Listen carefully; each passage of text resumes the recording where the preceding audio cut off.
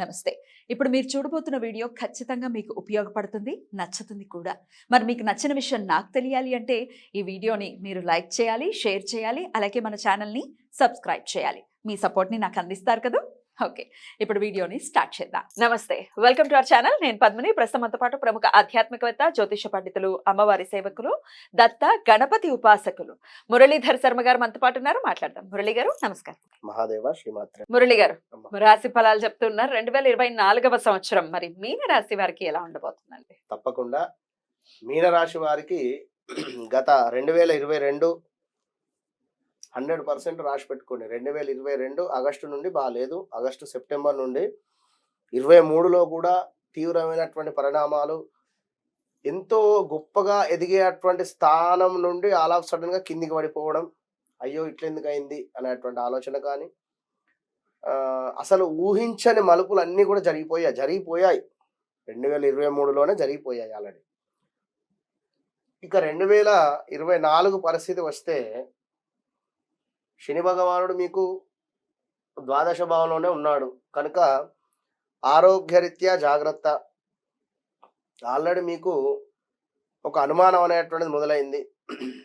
ఎవరో చేతబడో లేదా ప్రయోగమో లేదా ఇంకేదో కానీ మేము బాగుండకుండా ఉండడానికి ఎవరో ఏదో చేసినట్టున్నారు అనేటువంటి ఆలోచన కానీ, లేదా అసలు ఆరోగ్యం బాగా ఉండటం లేదు, హాస్పిటల్కి వెళితే ఏమి రిపోర్ట్లలో ఏమీ లేదు అనేటువంటి ఆలోచన కానీ, ఇవి రాకుండా ఇప్పుడు 24లో మీకు ఎదురవుతాయి ఇలాంటి మాటలు చెప్తున్నా.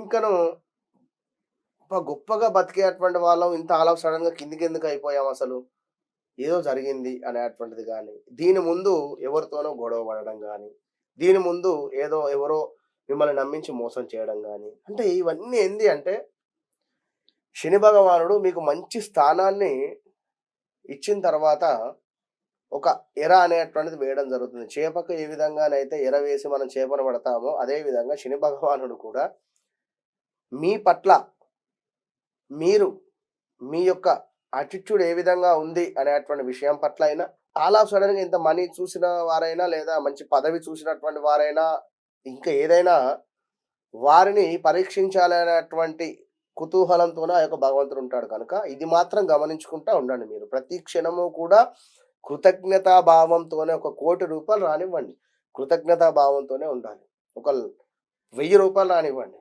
కృతజ్ఞతా భావంతోనే ఉండాలి, ఒక సీఎం పదవి రానియండి కృతజ్ఞతా భావంతోనే ఉండాలి.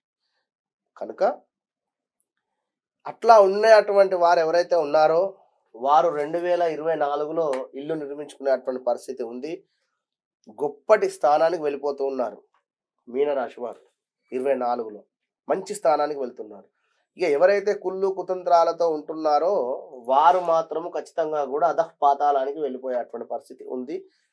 కనుక మెచ్యూరిటీ లెవెల్స్ పెంచుకోండి, విన్నరా? పెంచుకొని చక్కగా కూడా ఉండండి. ఎందుకు ఎవరో ఏదో మాట అన్నారు అననివ్వండి, ఏముంది అక్కడ, కిరీటం ఏం పడిపోయేది లేదు కదా.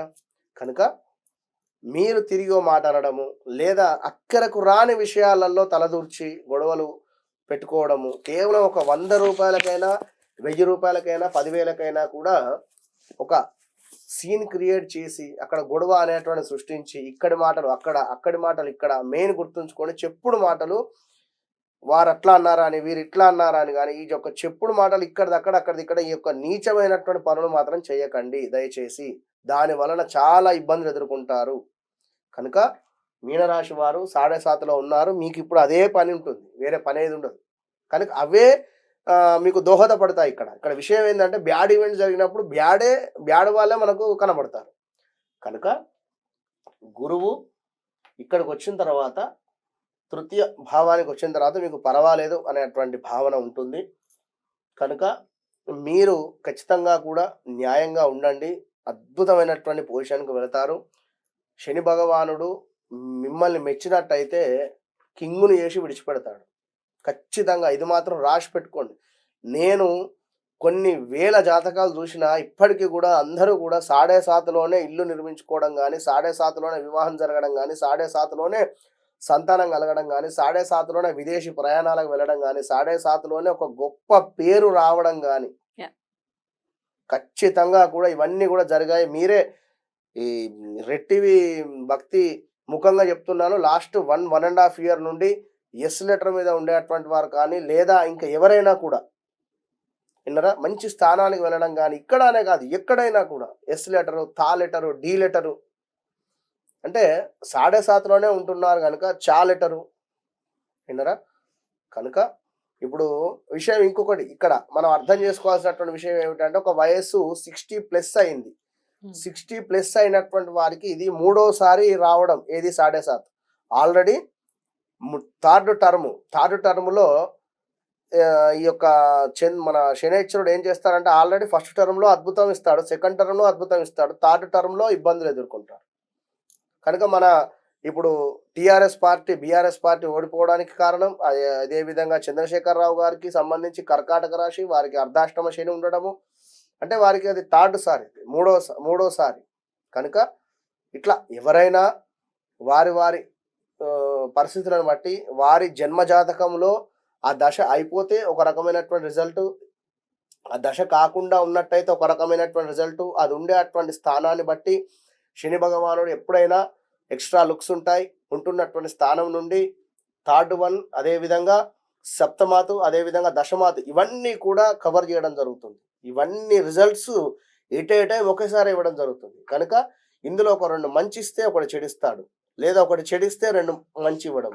ఇవన్నీ కూడా మీ డేట్ ఆఫ్ బర్త్ ప్రకారంగానే చూసుకోవాలి. ఇదంతా కూడా మనకు గోచారం కింద వస్తుంది. కనుక మీనరాశి వారికి మే తర్వాత బాగాలేదు, మే వరకు బాగుంది.